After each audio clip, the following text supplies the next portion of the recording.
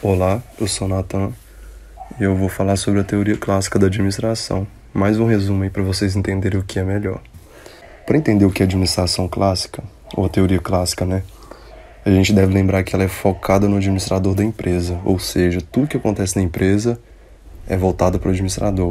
O planejamento, o que a empresa vai decidir, o que ela vai comprar de produto, de material, quem vai decidir negociar com o fornecedor, tudo de certa forma passa pelo administrador da empresa.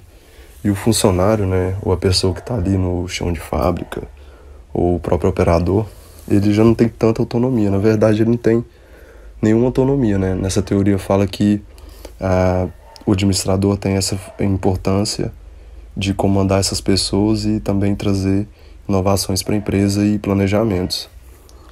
Então, de certa forma também, a partir de Fayol se criou departamentos, cargos como gerente. Hoje o gerente já tem uma autonomia muito maior, né?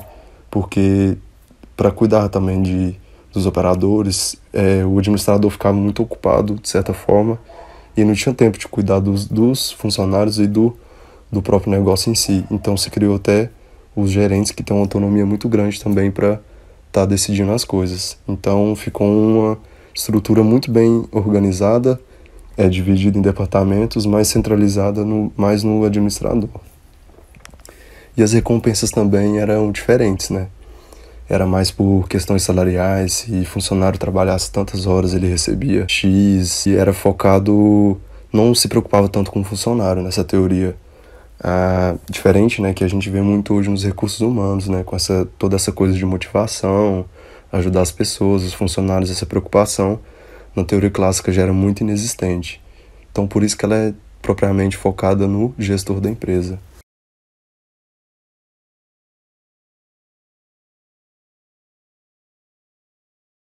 Boa tarde a todos, meu nome é Wender e hoje eu vou estar falando um pouco para vocês sobre Henri Fayol.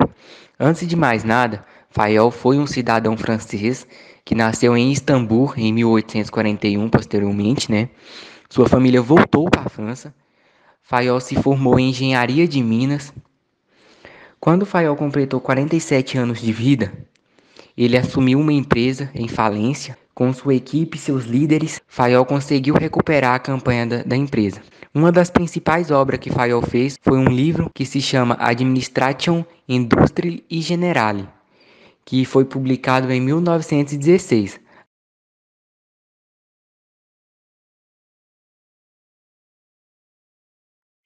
Boa tarde a todos, me chamo Andressa e eu irei falar das funções empresariais feitas por Henry. Ele falava que a empresa tinha funções, mas que funções eram essas? A primeira das funções era a função técnica, que basicamente era a produção de bens e serviços, que hoje em dia ela é conhecida como função de produção. A empresa tem essa função e essa função basicamente é de produzir os bens e serviços que aquela empresa prestaria para a sociedade. A outra função que ele falava era a função comercial, que quer dizer comprar, vender e permutar.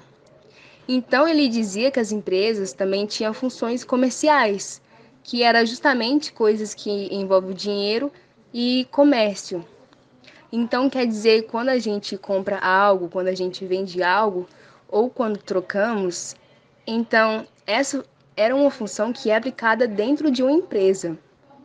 Hoje em dia, a função comercial, conhecemos ela como na área de vendas, de marketing, mas naquela época era a função comercial da empresa.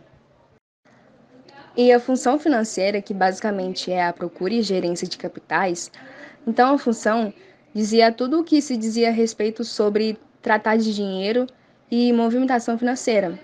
E não em movimentação em si, mas em conseguir dinheiro e gerenciar esse dinheiro da melhor forma possível.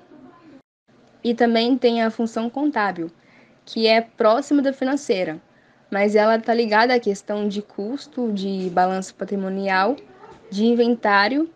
Então ela tem uma questão bem diferente. Ela cuida da gestão patrimonial na empresa. E a função de segurança é a função que trabalha tanto a segurança das pessoas quanto a segurança patrimonial. ela está ligada à questão de EPI, de segurança do trabalho, tudo que vai fazer parte tanto da segurança do funcionário e a segurança do próprio prédio, das máquinas. E essa função ela é muito importante dentro de uma empresa. E por último, tem a função administrativa, que é de coordenar todas as outras para que as 6 formem realmente uma organização. E ela tem o objetivo para que todas as funções trabalhem juntas e possam alcançar o mesmo objetivo.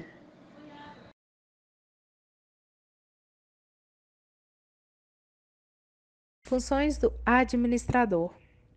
Dessa forma, Faio chamou o conjunto de atividades dos administradores de processo administrativo, que são as funções próprias de um administrador. Logo, de acordo com isso, elas são: prever, que é visualizar o futuro e traçar o programa de ação em médio e longo prazo. Organizar, constituir a estrutura material e humana para realizar o empreendimento da empresa. Comandar, dirigir e orientar o pessoal para mantê-lo ativo na empresa.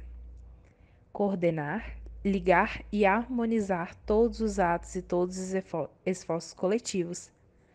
Controlar, cuidar para que tudo se realize de acordo com os planos da empresa.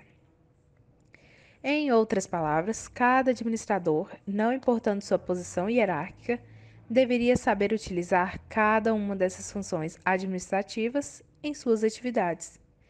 Nesse sentido, as funções são usadas tanto pelo presidente quanto por um gerente subalterno. Atualmente, usamos praticamente os mesmos conceitos. De certo, a única diferença está na função das funções, comandar e coordenar, que passamos a chamar de direção.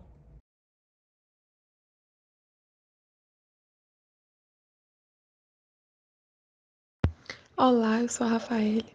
Eu venho trazer para vocês hoje sobre uma contribuição da teoria clássica que é muito importante, sendo os 14 princípios gerais da administração. O número 1 é a divisão de trabalho. O que ele quer dizer? Que é a especialização das tarefas e das pessoas. Ali naquele ambiente profissional, cada pessoa sabendo a tarefa que ela está designada, vai ajudar bastante na organização. Número 2. Autoridade e responsabilidade. Autoridade porque terão pessoas que estarão designadas a dar ordens, e a responsabilidade porque terão pessoas que terão a necessidade de respeitar as ordens impostas por essas pessoas, gerando assim uma responsabilidade. Número 3. Disciplina. É o que traz para a gente uma necessidade de saber respeitar as ordens que estão sendo impostas ali naquele local, ajudando na organização. Número 4. Unidade e comando. Esse princípio ele traz para a gente a necessidade de um superior no mais alto do nível hierárquico, trazendo ordens ali naquele ambiente.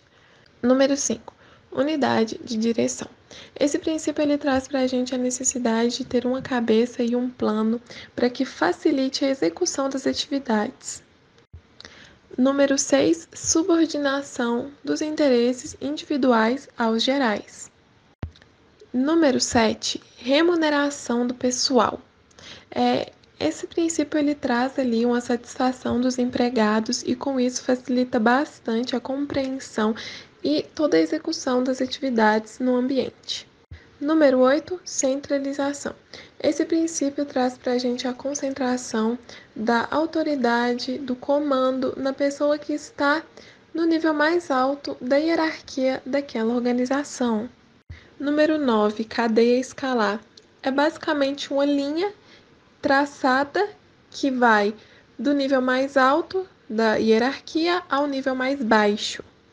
Número 10 é a ordem. É um princípio muito importante porque ela dita que naquela organização tem que ter um lugar para cada coisa e que cada coisa deve estar ali no seu devido lugar. Número 11, equidade. Essa é muito importante, pois ela traz a justiça dentro daquela organização e com isso colabora bastante com a lealdade de todos os funcionários ali. Número 12, estabilidade do pessoal. Número 13 é a iniciativa. Ele traz a necessidade de você saber visualizar o que está acontecendo ali no seu ambiente profissional, das atividades que são necessárias de ser feitas e o que você pode fazer. Número 14, o espírito de equipe. Esse é muito importante, pois ele traz a necessidade de haver ali uma harmonia, uma união entre os funcionários daquela organização, o que facilita bastante para a execução das tarefas, né?